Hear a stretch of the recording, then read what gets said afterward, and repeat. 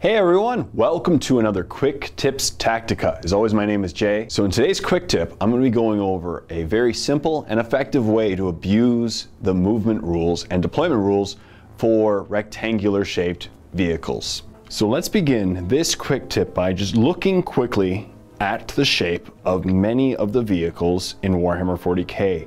Now what you'll notice is most of them are rectangular, not square. I know the monolith is square, a couple other vehicles are square, but most of them are rectangular, and some of them are relatively close to square, such as this Rhino, but some of them become more rectangular, such as a Land Raider, or even more rectangular, such as a Battle Wagon, or the greatest example, this Ghost Ark. As you can see, has a very long length, very short, narrow width, as does the Battle Wagon. Let these two dice represent the standard 12-inch deployment zone in Dawn of War style for Warhammer 40k. Now, one of the common mistakes many new players do is if they have to deploy a Rhino, such as this one, they'll just park it right there, right up against that line. So it is exactly 12 inches from the board edge. So the key when deploying vehicles is remembering that when moving, they get a free rotation. While you'll see many experienced players, on the other hand, line up their tanks like this, with the long edge facing your opponent. Now this typically happens when you are going first, would you pull this maneuver. So as you can see, both of these Rhinos are lined up along the 12-inch line. However, one is facing the front and one is facing the side.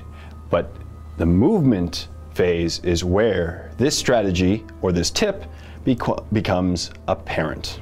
Now at the beginning of the movement phase, when you're about to move a Rhino, for example, you get a free pivot. So this Rhino turns. And now you can clearly see that this Rhino is actually now about 2 inches ahead of the other Rhino for simply starting sideways. And I know what you're thinking, it's only a slight 2 inches, but still it is a completely free 2 inches that you can now move, and you are 2 inches closer to your opponent, 2 inches closer to the objective, 2 inches closer to cover, and it's essentially a good 2 inches. But now let's take this example one step further. Now let's replace these two Rhinos with these two Ghost Arks from the Necron Codex. Now these are kind of the pinnacle of this example since they're very, very rectangular vehicles. Very long sides, very thin fronts. So as I mentioned, during the movement phase, he gets a free pivot.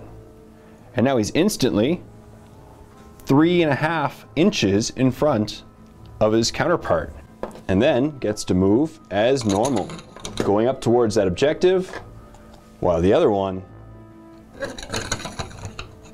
is a little bit behind.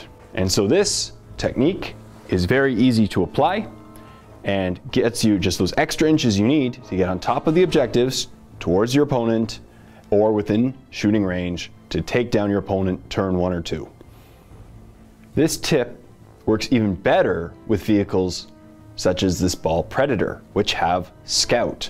That way you can move during the Scout phase, get those extra inches, and then move again during the movement phase. Or if you're going second, you can still position yourself well across from your opponent to make sure that the front armor is facing your opponent. But I must emphasize that this tip is not good all the time. There are definitely situations where it would not be a good idea to expose your side armor at the beginning of the game. This tip is not recommended if you go second with vehicles such as this Battle Wagon, because the front armor of a Battle Wagon is 14, but the side armor is 12.